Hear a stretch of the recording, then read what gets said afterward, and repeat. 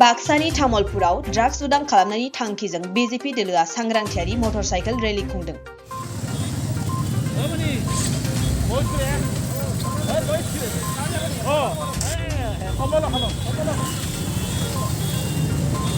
Drugs आरो फेग्रा मुवा बेसाद बाहायनाया सुबुंनि जिउखौ फोजोबस्राङो। फेग्रा मुवा आरो ड्राग्स सोबनायखौ आसामनिफ्राय फोजोबस्रांनाय थांखिजों बाक्सा जिल्लानि तामुलपुराव बीजेपी दोलोआ फेग्रा मुवा आरो ड्राग्सनि हेंथायै मटरसाइकेल रेली खुंदों।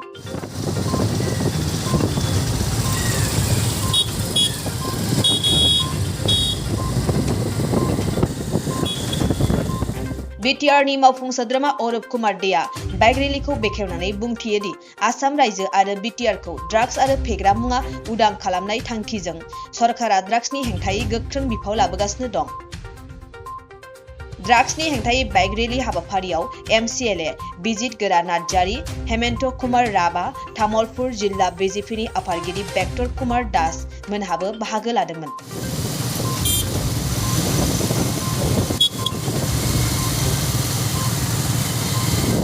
মানুহে ভাবে যে আমি পলিটিক্যাল লাভালাভৰ কাৰণে বা বেনিফিট লোৱাৰ কাৰণে আমি যেতিয়া ইলেকশ্যন আহে তেতিয়া আমি বাইক ৰেলীটো কৰোঁ।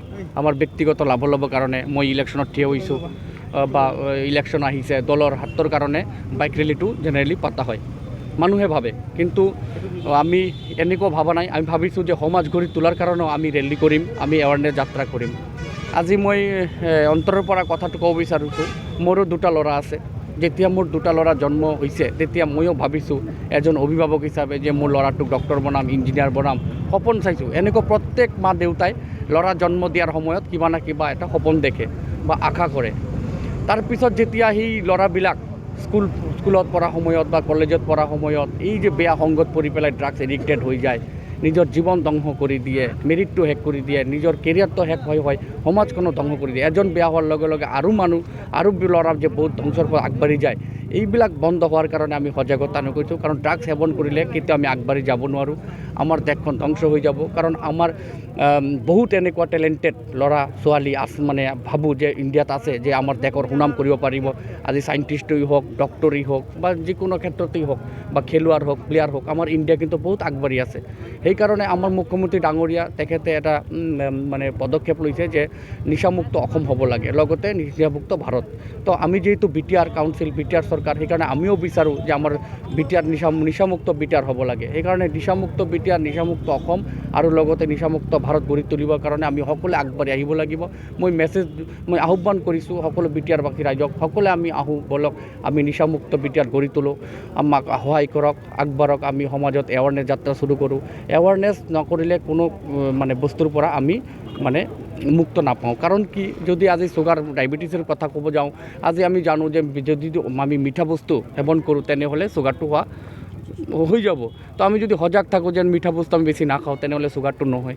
তদ্ৰূপ আমি যদি নিচা বস্তু নলওঁ তেনেহ'লে মোৰ মেৰিট ভাল থাকিব, দেহা ভাল থাকিব, সুস্থ থাকিব, বহুত দিন জীয়াই থাকিম আৰু বেলেগ ভাল পৰামৰ্শ দিব পাৰিম আৰু সমাজখন আগবঢ়াই লৈ যাব পাৰিম। সেইবিলাক চিন্তা লৈ আমি আজি এটা বাইক ৰেলী লৈছোঁ।